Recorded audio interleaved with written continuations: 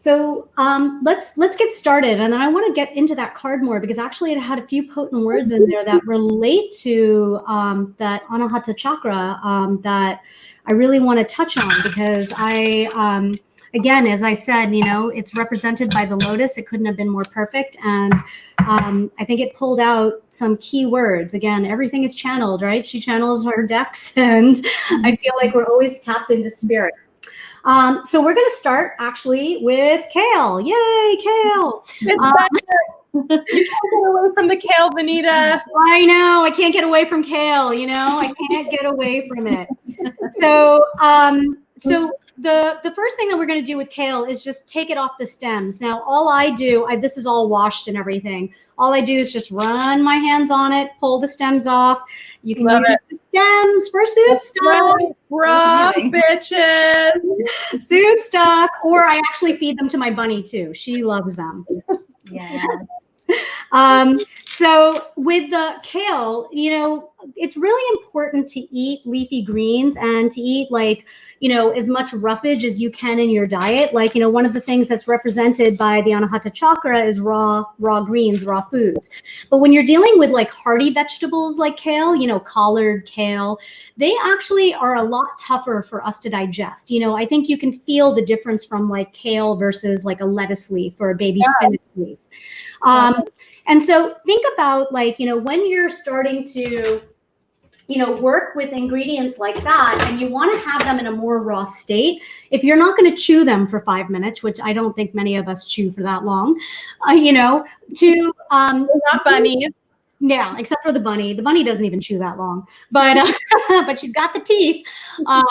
But what you want to do is make sure that you are, breaking it down somehow. So if we're not using the enzymes of our mouth, so a food processor is a great way. So when we're breaking it down, that's going to break open those cell walls for us. Another way is acid. So when you get a kale salad, have you ever been to a place where they serve a kale salad and it's raw kale and there's really nothing done to it? And you're kind of this is really kind of rough to eat. It doesn't feel as good.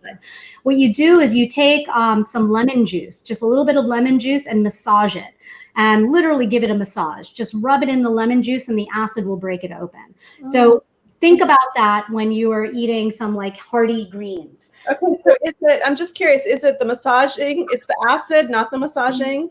It's a little bit of both. I mean, massaging alone, if you're breaking it up, if you're ripping, you'll get there, but the acid kind of helps that process. Okay. Chopping, all these things they'll do, but what you really want to do is break it down as much as possible. If you tried to do that with baby spinach, it'd be wilted in a second, right? Yes. So you can see that difference in the foods. And like I said, play with your foods, use your hands, and you'll begin to feel that. You'll begin to feel what you need. Yeah. So I have basically what I've done is taken about 2.5, 3 leaves of kale, and I'm going to add a cup of pecans, a cup of walnuts, and a 1/4 of a cup of flaxseed, and I'm going to take also a cup of coconut flakes. So as I mentioned, coconut goes so well with kale. Nuts, I mean, who doesn't put dates, nuts, in a kale salad, right? These are the things you'd use anyway in a kale salad. So I'm just adding these all to the food processor and we'll get this ground up. I love this picture. This is one of my favorite pictures because I feel it just is a reminder. Anytime I'm feeling disconnected from myself or from others, I just go sit outside. I think we all know that nature reconnects us, but I think that pictures like this remind us that truly remind us that we're not alone. Yeah. And I think that that's actually, one of the key things to the heart chakra, right?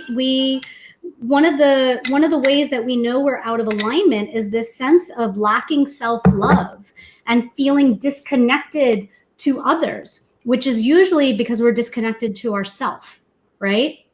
So I think that, it's really important that we have these tools like just taking a walk outside and hugging a tree. Okay, so here is our recipe. So what you'll see in there is we're using ground flax because like what I was talking about with kale, so I have some whole flax seeds here. I'm sure you've seen whole flax seeds. Whole flax seeds have a really, really tough shell. If you don't grind flax seeds, they're going to pass through your digestive system. So you actually don't get any of the benefits of flax. I'm not going to open this because I can't get it open, but it will just it'll just be the outer coating. And what you want from flax seeds are all those vitamins and those good fatty acids that they have. This is what is going to be good for our heart health. So you can actually buy ground flaxseed meal. Places like Bob's Red Mill sells it. It's obviously best to grind your own flax. You'll get the most nutrition out of it. But, you know, I use it so often that I like to keep a bag around. Make sure it's covered because the more exposure it has to light, the less that it's going to have the nutritional value that you want. So that's why Bob's Red Mill is a great company because they know and they keep it in a dark colored bag. All right, so I'm just going to grind this up. You want a sand-like texture. I'm going to let this go and not talk over it. I like the dance. I appreciate the grinding, like the movement dance. You could do a heart opener with this, you know? That's what I'm doing. I'm massaging my heart chakra. Yeah, so I mean, I feel like, you know, this concept of being disconnected to oneself and one's heart is where we are right now in society. You know, we've talked a lot about, you know, the problems that we have within the world right now in terms of like our root chakra, you know, our sacral, our solar plexus. They have been, you know, they really have been showing where we're stuck. But all of it leads to this sense of unworthiness. Yeah. All of it leads to this concept that we are not lovable, right? And that we don't love each other, that we have to prove our ego correct. So this is a sand-like texture. One of my kale leaves didn't get ground, so I'm just taking some of this stuff out and put it back in. All right. But this is, I think, food processor issues. Yes. You need to send that food processor some heart chakra love, Vanita. There we go. But I think that, you know, this is an important aspect of ourselves when we think about, you know, the fact that what we're trying to do is connect at the heart chakra. So when we think about our lower chakras, this is kind of our relationship to the world. This is what, you know, in a lot of the, you know, the scriptures and the texts from which we have, you know, our initial knowledge about chakras, you know, it talks about the fact that this is like our karmic duties, the past, the imprints that we bring into this life, the imprints that we have from this life alone, right? Like from past lives, from current lives, but we are dealing with the world in our lower chakras. This is where we're connected to our ancestors, connected to our current family tribes, you know, connected to our sexuality, our body, our sense of self.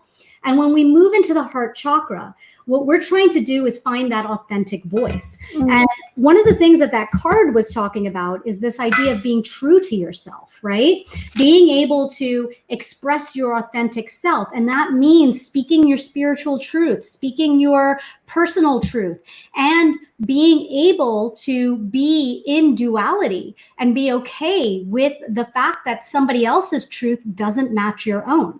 And that is exactly where we are. Okay, I'm going to come back to this in a second. I just want to show you this. So as you can see, it's just kind of like a sand-like texture. You know, it's just ground up. You can see the green really beautifully. The only reason I've taken this out is because now I want to grind the dates. And the dates are, I have soaked these dates overnight. Now, if you forget to soak the dates overnight, totally fine. Just take boiling water and soak them for at least 10 minutes. And you'll see, like, you know, dates are pretty hard. I'm using medjool dates, and now these are pretty soft. So you want them to be, you know, just enough squishiness, I guess. And remove the pits, because the pits will break any blade, even of a Vitamix. So I have about 10 dates here. But what the heart is really doing is it's connecting us. It is the gateway between the lower and the upper worlds, right? It's the center chakra of our 7 chakras. And so we're in the external world and our internal world in our lower chakras. This is our relationship, as I've been talking about, to the world and ourselves. And as we get into the higher chakras, this is the relationship we have to our spiritual selves, our higher selves, whatever word you want to use for it. And so when we connect at the heart, we're in this moment of alignment when we can accept duality, when we can accept the fact that there is no difference, that we're all one. So I'm going to grind this now. So it's just going to become a paste. So we're going to make this one with the nuts. Vanita. Yes. Can you show me that bowl with all the ground stuff again? Yeah. And The can you lighting might be, let's see if I can get the better lighting and on. and say again what's in there? So what we have is a cup of walnuts, a cup of pecans, a cup of coconut shredded unsweetened coconut. Okay. And there's a 1/4 cup of flax seeds, and about 2 to 3 leaves of kale. Okay. So as you see, we don't have any sugar in there, and the sugar is going to come from the dates. Great. So now I'm adding this mixture back in, and I'm only going to start with half of the mixture, adding this back into the date so it can blend in, and then I'll keep adding more and more. And this, again, just deals with your own food processor, Vitamix, whatever you're using. Just go with what it needs. Yeah. And so, okay, now you just keep pushing it down, and it's going to make a nice sticky texture. This is essentially the same thing for anybody who watched what I did with the root chakra with the fudge balls. And it's dates and nuts. That's the key. The key to any dessert you need are dates and nuts, okay? That's it. And then everything else is extra. So I like to add things like coconut.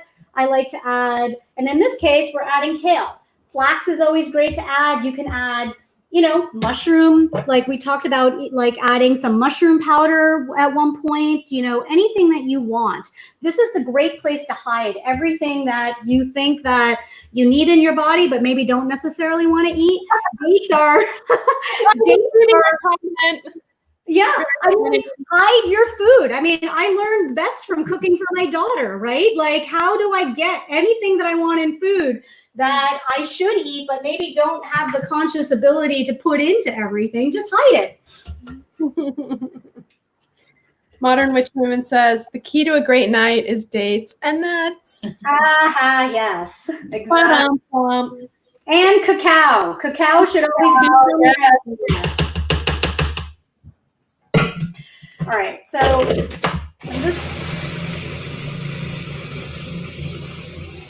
you know, sometimes like some liquid is needed if you need a little bit of liquid. Sometimes what I do is use a little bit of the liquid from the date soaking, you know, because that's sugar. It's basically sugar water. Yeah.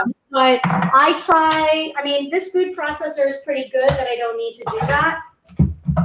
So we're gonna leave it there. So what I have here is just a baking tray that I've lined with parchment paper. And I'm just gonna use my hands, play with the food, and press it in. And just make an even texture, an even layer. You'll feel that the texture is kind of nutty. You're welcome to grind it down as much as you want. I like to keep it, you know, so that it's soft and mushy. It's got a nice like texture to it, but it's not too like ground up that you can't tell what's in it. It doesn't look like brown mush. You know, you get the nice bits of green flakes. So I'm going to press this in and then I'm going to show it to you. But I just want to get back to this concept of like, you know, the higher self and this idea of expressing the truth, because I feel like that this is where we are right now. We're in this period of, you know, duality. We're in this, we're seeing everything come out, you know, whether it's Black Lives Matters, you know, this idea of masks versus no masks. I mean, I feel like there's an argument about everything right now. Yes. People want to be on one side or the other. Yes. And that's okay. Like, that's totally fine. It's important to identify what your truth is and speak your truth. And, you know, be, you know, just, you know, have that. But what the Anahata chakra is actually representing is the word Anahata means unstruck. And it actually refers to the unstruck sound. It's the first vibration of the earth. This is the vibration of oneness. This is when there is no duality. It's an unstruck sound because sound comes from vibrating, right? Between 2 points at least. That, you know, what's that? If a tree falls in the woods and no one is around to hear it, does it make a sound, right? The vibration is there. The sound comes from our hearing, right? So when we're one with it, there is no sound to be made because it's all just vibrational energy. This means that there is no duality. So when we are cleared in this chakra, in this region, we're in that sense of peace where we can accept duality. And this is actually, like, I think one of the most, you know, we all know that this is like, you know, what is the most important thing and where we're moving to as a society. But I think it's like an important constant reminder for me that, like, I need to allow somebody else's truth to exist. I don't have to accept it. I don't have to accept it as mine. I don't have to believe in the fact that it's something that is, you know, just or decent, but it is a version of reality that is out there. And if that version of reality didn't exist, then how can I know my version of reality? How do I know my truth? So it's about accepting our individual truth, about speaking with our authentic nature, but also allowing the other truth to exist without that sense of duality, in the sense that you don't have to look at it as confrontation. You can just look at it as that's your version of reality, and, you know, just leave it at that. It's a hard place to be, don't you think? Yeah. And I was thinking this morning and in my meditation about the heart chakra and realizing that, you know, as like a really little person, I think that was the first thing to like break down, was like I had this super open heart. And then whatever happened, whatever life circumstances happened, it was like something happened. It was shocking. It was disturbing. It, you know, it rocked my world, and my heart just went like this. Whoop. Yep. And then everything from my heart down kind of clamped up, you know? And all of a sudden there was this contrasting, opposing reality of like, I'm not okay in the world. I now have to protect against this thing, right? And so to me, that reminds me of, I think, the way that polarity and the way that opposition occurs. It's like there was a oneness, something happened, and then it became about how do I protect myself from this real or perceived harm. Yeah. And so much of like how I'm coming back into my own truth is like, it really is about coming into my heart. And then so much comes from that. Like, really, what is my truth? Like, what do I feel in my heart? And yeah, it's like doing all that lower chakra work is so necessary to be able to, it's like unpacking the layers, right? To get to the heart. So I really feel like I really am with you when you're saying like, that's where we're at. I mean, I know that's where I'm at. I can't speak for others, but that's definitely where I'm at. I'm like doing a lot of crying, a lot of grieving, a lot of feeling. So, that's what's the interesting aspect of this, right? We know that when the heart chakra is blocked, this is when we feel disconnected from ourselves and others and all these things. But when we're clearing it, that's when we feel the discomfort. That's when we cry. That's when we have, it's the clearance of that. And so it's really important. This is when we talk about like being able to sit with that discomfort, because it's remembering that this is what's actually opening it up. This is where we need to be. Yeah. Okay. I can use peanut butter or something. Yeah. So what I have here is I have almond butter. Okay. You're welcome to use peanut butter. I mean, everybody's all about the almond butter craze. So I just am, almond butter is ridiculously expensive these days. My God. Have you been noticing that? Yeah. Well, I think it requires a lot of resources to cultivate. It does. Almonds do require a lot more water than other nuts, and other nuts can be pricey because they, but you're welcome to use any kind of nut butter that you like. I just put, so let me just first show you here. I have, I just pressed in that date mixture, that date kale. You can see, I mean, it's solid in there, right? It's all sticky. Yeah. So that forms the base layer. And all I've done is I've taken the almond butter and I've stuck it into a bowl. You're welcome to use a hand mixer or a mixer. I'm going to use my arm strength and I'm just going to mix this right, up. Carol. Show me all that workout. Yeah, right? Like that, the muscles. Yeah. But I agree with you that, for me, I have been dealing, as I mentioned to you earlier, that I feel like I've known my traumas and my blockages. Once I woke up and I started healing, I became aware of my traumas and blockages in the root and the sacral. And then, I've known about my digestive issues and the solar plexus forever. What this really, creating this recipe and really connecting with the heart chakra reminded me of is that I think my first and pure, well, I don't know if it's my first trauma, but like, it's really in my heart. And I've mentioned this before in several episodes, and I think several of you know this, but like, a lot of the trauma in my background with the violence and things like that and sexuality, but it was really what I never realized was I was really scared to connect with myself and with others because I was scared everybody was going to die. And because I lost my brother and sister, at a young age. I was 12 and 15. My brother was 10 and my sister was 8. And, their deaths obviously was, something that did, rocked my world. But as I was going through and thinking about these things, I lost all my grandparents before the age of 20.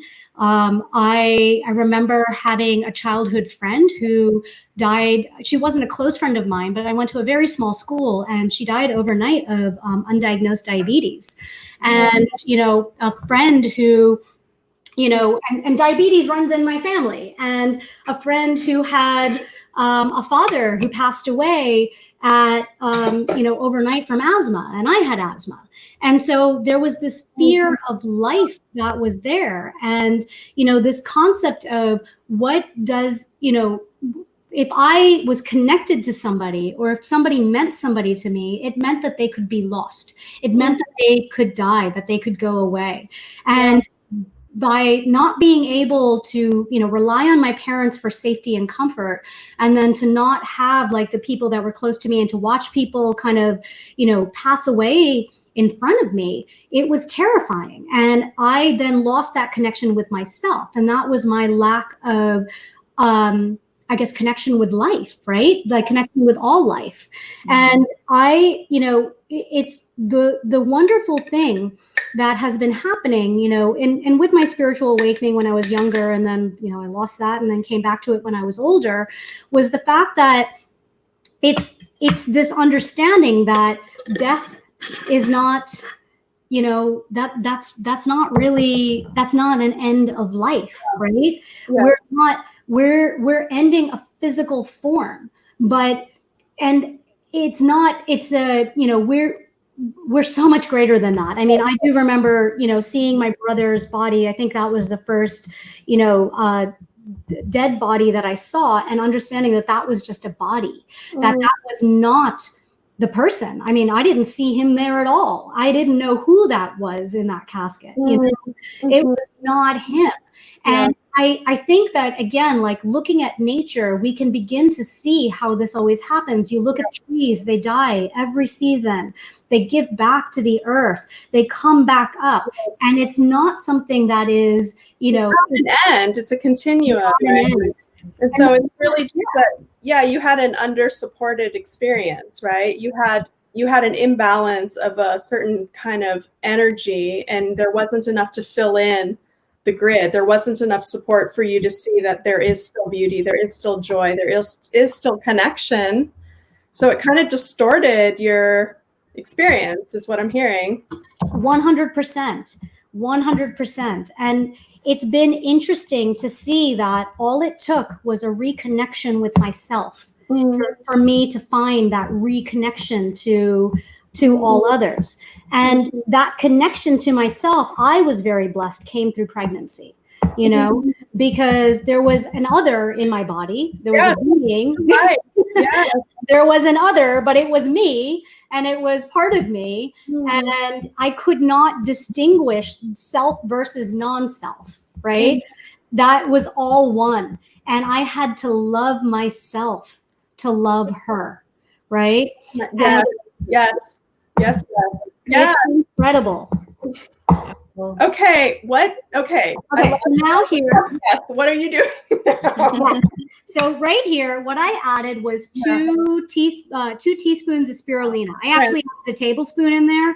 I don't mind the kind of taste of spirulina, but like I recommend doing 2 teaspoons, especially if it's something that you're not used to.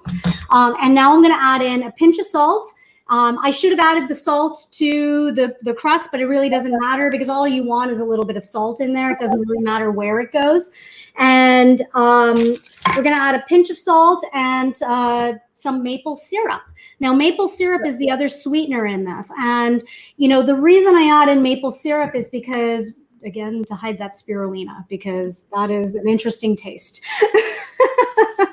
So I just want to say, like, that batch that you just mixed was just infused with so much deep magic. Like everything we were talking about, like life and death and birth and compassion, and just whoever is going to eat that is blessed. Yes. Yeah, you know, and I think this is like one of my favorite things about doing these episodes is that I get to share this food. And because I honestly, because I have to prep for these episodes and then like I'm making it, and you know, you get sick of things after a while. And I get to share all this food because I think that that is one of the most beautiful ways we can share love, is that giving food to one another, giving food to each other. This is why we share meals. It's another thing that we've lost, right? We do all these things. And it's also just like such a beautiful ritual to be together and share stories, like while making food. Like to literally be infusing that energy into the food feels so ceremonial and sacred. And then to offer that and then have people ingest that, right? It's just, I'm having a really deep witch moment right now. Yeah, it's magic. I mean, this is the thing. We put our magic into everything that we do. It's just recognizing it, remembering that, not forgetting the fact that that happens, because everything we touch, everything we say, everything we do is infused with us, our energy. And if we forget about it, it's still there, right? It's still there. People are still feeling it. So why not put it purposefully? Why not put it intentionally? Why not do it with heart? It's so much about intention, right? It's 90% of spell casting is intention. Yes. Oh, yeah. There was an interesting, I've got to find this fact. What was it? The human heart is 100 times stronger electrically and 5,000 times stronger magnetically than the brain. Wow. So if you think about that, right, this means that we are like, if the human heart is that much more electrically powered and magnetically powered, when we think of the concepts of manifestation, we think of like attracting like, we think of, you know, this idea of like positive flow of energy. We're thinking in terms of magnetism and electricity. This is why it's important to feel what you want to manifest. It's not just thinking about what you want to manifest. It's not about the words. It's not just about, writing a spell. It's about feeling the spell, because we feel with our heart, and that's where the power comes from. Right. And this is how we really manifest our magic. For anything that we want, right? Yeah, absolutely. Okay. So here is basically, this is just mixed in. Let me see if I can get it there. Almond butter, spirulina, salt, and maple syrup. Nice and dark and green, rich like the earth. This kind of reminds me of, like, I don't know. I think because it's algae, it's this blue-green algae. It's like, for some reason, it brings to mind like a primordial soup of life, Nice. The soup. I'm in the soup. Yeah. It seems like I've been reading some of the comments. It seems like a lot of people are going through emotions right now this week, and it is super charged. So we were really blessed. The last time we did this Food for the Chakras episode, we were coming on a weekend of an eclipse. And guess what? We're coming on a weekend of an eclipse again. Danielle wants to know how much maple syrup. I put in, let me see what I put in. I just followed my own recipe here, which was a cup of maple syrup. Nice. So it's 2 cups of almond butter, 1 cup of maple syrup, and I did 2 teaspoons of spirulina. And now I'm actually going to add in some vanilla. So like, I mix things in one at a time just to make sure that it's fully mixed. You're welcome to do it together, but because I'm mixing by hand, it just takes a little bit more manpower. So women power. Women power. So I'm using a vanilla bean paste. I mentioned this before. You're welcome to use vanilla extract. The reason I like the paste is that it has more vanilla flavor. They actually have the vanilla beans in this. When you're using the extract, it's got that, it's a distilled from alcohol and things like that. And it just has a different flavor. So I like the paste. You're welcome to use the extract. Don't, it'll still give you that vanilla flavor. Vanilla is one of the ways that we trick our brains into thinking something is sweet. So like, if you have your morning coffee, you have whatever, instead of adding sugar, add some vanilla, and your brain will think that it's sweet. It's just a great way to kind of reduce the sugar in our diets. I think sugar is actually one of the biggest culprits that, for disease that we have. And we're totally unaware of it, because sugar is in everything.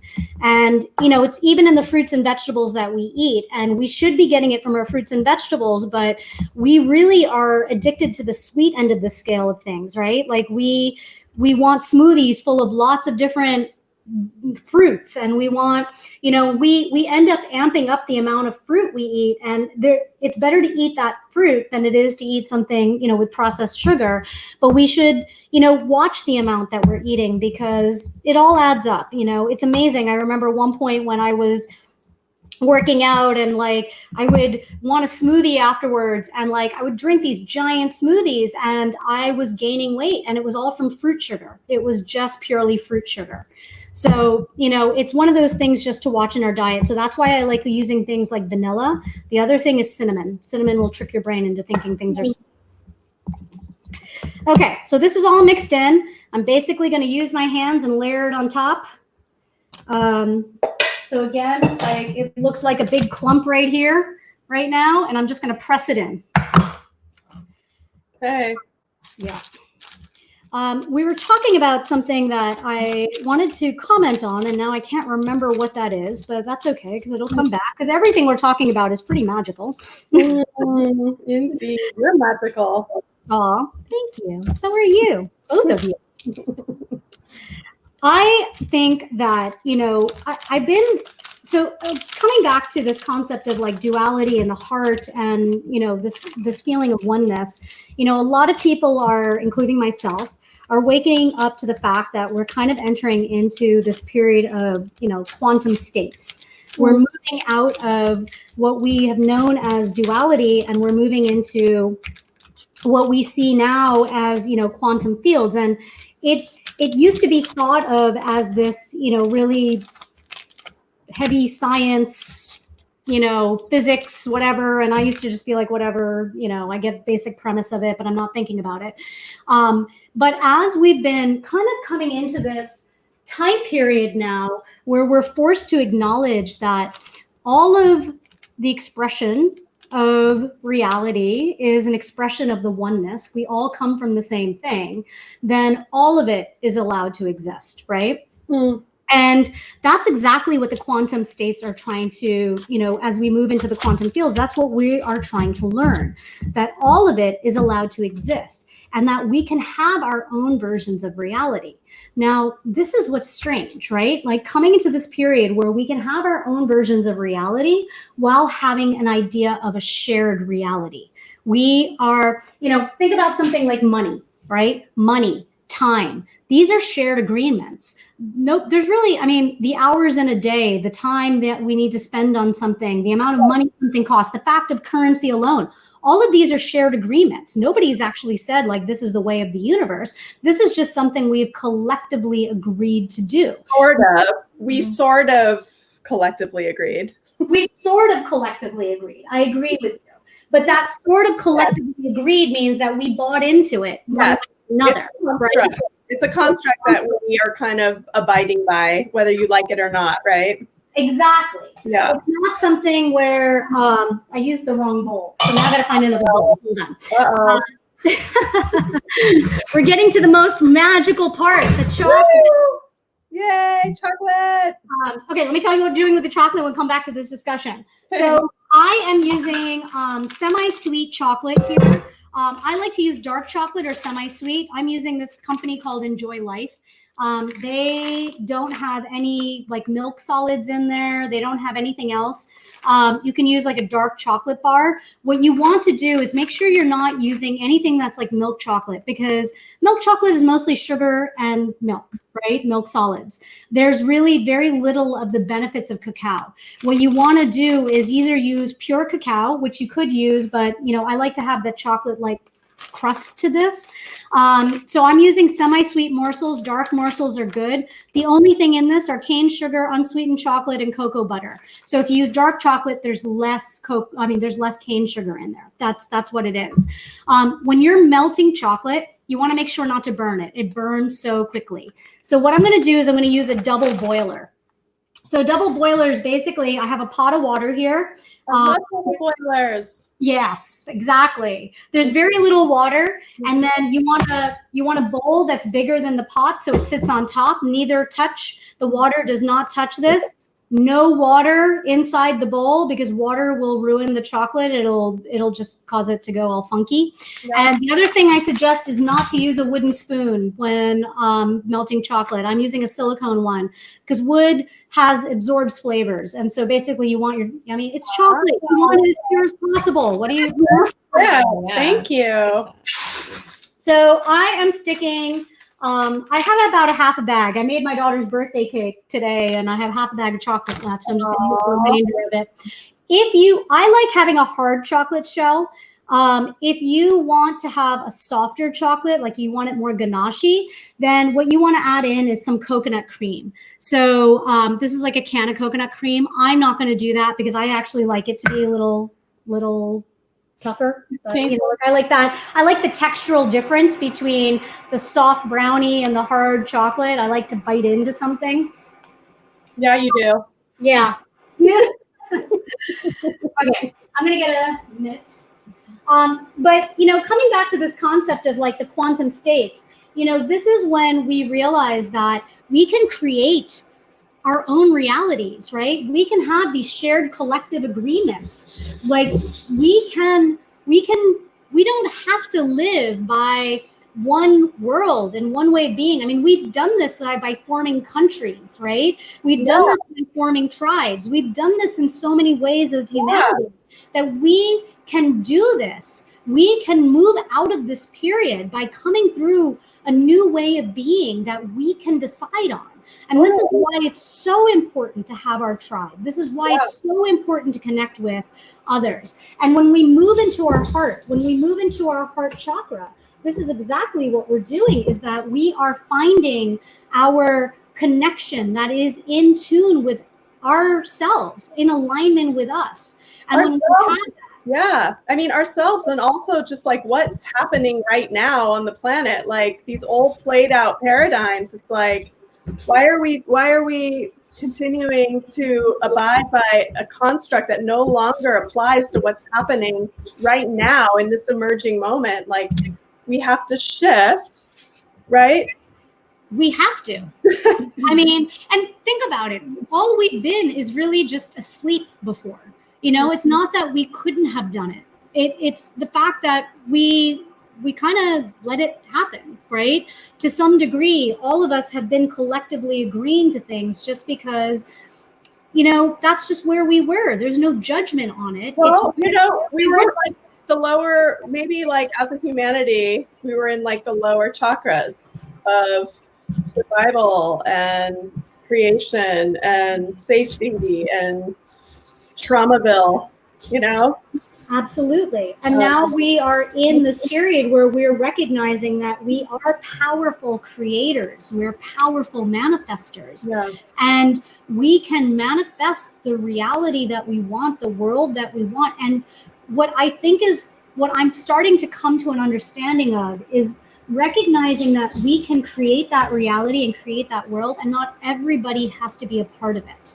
I think that there's this desire to have everybody believe the same thing. And I think that that's the problem that we were in before, that we all were agreeing to a collective agreement, whether we agreed with it or not. Mm-hmm. Like we said, okay, we'll follow these rules where, you know, Black people are considered lesser and other people are not. And even though we didn't believe it in our heart, we kind of enforced the rules that allowed that to continue to proliferate in thoughts and actions and beliefs. And it's, you know, unfortunately, I would like to say that we would change everybody over within our lifetime, but I think we all know that that's probably not going to happen.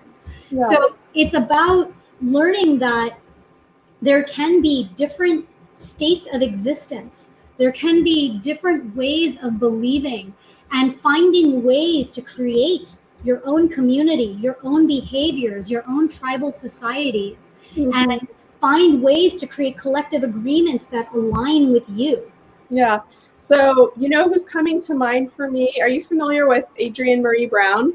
Oh, yes. So she's just like such a leading edge, powerful being, speaking to, well, she has a book called Emergent Strategy. And she's just an incredible writer and advocate for social justice and the planet and love. I mean, she comes from just this really powerful emerging now, like, how do we get to love now? What does that look like? So she comes to mind in this conversation. 100%. I mean, she's definitely a leader. Yeah. Check her out. I'm just gonna, so this chocolate is melted now. You can see. Woo! It's nice and soft. And so I'm just gonna take this off the heat. And having like a very strong reaction to that right now. It's chocolate. Get all sexy. Woo! Chocolate. So we were talking about the heart opener, and I want to thank Jenny Biondo for getting me into doTERRA oils, because now I love cooking with them. I'm going to put 2 drops of peppermint. You can put 1, 2, 3 drops. 2 is pretty strong in this amount of chocolate. Okay. But again, you know, this is for the airways. This is for the breath. This is for opening up that heart. So, well, we all know what happens, you know, when a fem's heart opens. Yes, peppermint. One of the things she told me is like to beware not to get addicted to peppermint, and it is so easy because it just opens you up. It opens the airways up. So I am just pouring this on top, and I'm going to spread it evenly. Now, one of the things that I love to do is to make my own chocolates. So what I'll do is I'll take this, like, you know, this dark chocolate or the semi-sweet chocolate. I'll just take a piece of parchment, put it on a baking tray, and melt chocolate, put it on, you know, just spread it on the parchment itself. Stick whatever you want into it, whatever you like in chocolate. I like doing coconut flakes. I'll do like pumpkin seeds, salt crystals, like anything that nuts, almonds. I'll just let it, you know, all sit on that. And then I make a bark. I let it harden and then break it all up. And it's like the best chocolate. It's better than any chocolate. You'll have, use some oils if you want, you know, make it however you want. Sometimes I put cayenne in there. It's so good. And I keep that in the fridge. And I'll tell you, it is the best mood elevator. There's so many good chemicals in chocolate that, you know, people think about the caffeine, but it's really these two things, theobromine and something else, which is what we get activated from cacao ceremonies. So another quick trick to open up your heart with chocolate. Okay, so I just layer that on top. So I'm gonna stick this in the fridge so it hardens, so I have time to cut it afterwards. I'm gonna put some more coconut shreds on this. Right now, like literally, I'm drooling. Yeah, I'm gonna put some coconut shreds. I'm also gonna put some salt crystals on top because I really love salt and sweet. Nice. Yeah, you can put more nuts, do whatever you like. I mean, this recipe, like I can eat a lot of it and it's really good because there are good things in there. Good thing it's healthy. Yeah, so I'm gonna stick this in the fridge. Okay.